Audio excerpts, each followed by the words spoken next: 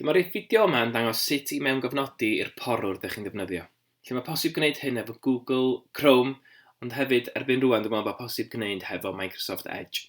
Dwi'n mynd i ddangos sut i wneud o hefo Google Chrome. Felly, yn y fideo blaenorol, dwi'n mynd i dangos beth yw'r manteision o wneud hyn. Dyma sut mae'n wneud o.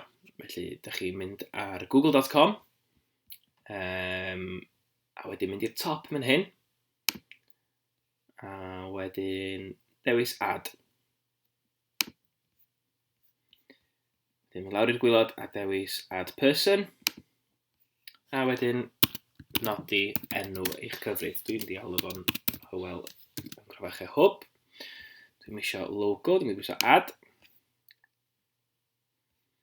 Wedyn mae hwn yn ymddangos, pwyswch get started, a wedyn skip.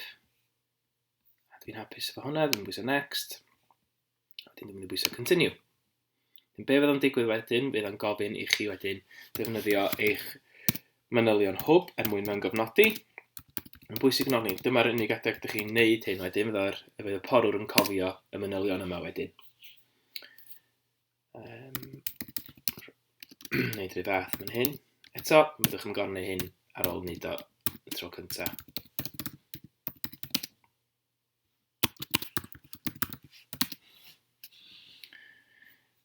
Pwysio save fan hyn.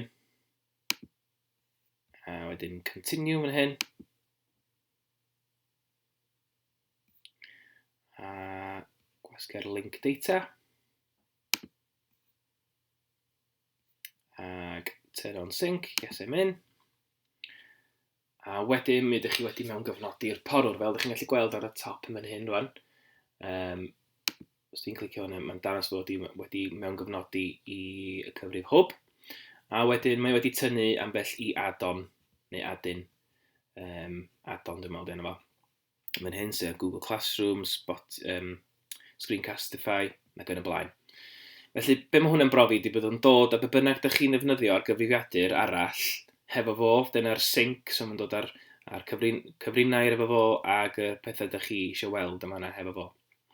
Jyst er mwyn dangos bod o'n gweithio, dwi'n mynd i deipio mewn docs.new, a be fydd hynny'n neud gan bod o'n cofio manylion hwb i, mae wedi mewnofnodi i Google yn automatic, a mae wedi creu docfen o fewn Google Drive i fi. Rhyw fath o ran Sheets, os dwi'n gwneud sheets.new, bydd o'n agor docfen Sheets.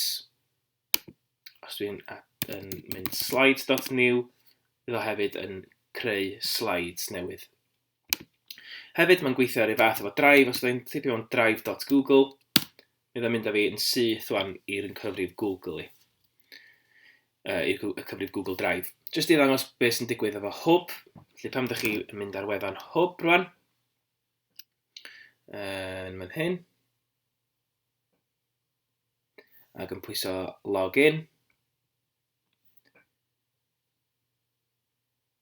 Mae o'n cofio eich manylion gan eich bod chi wedi mewnofnodi i'r porwr.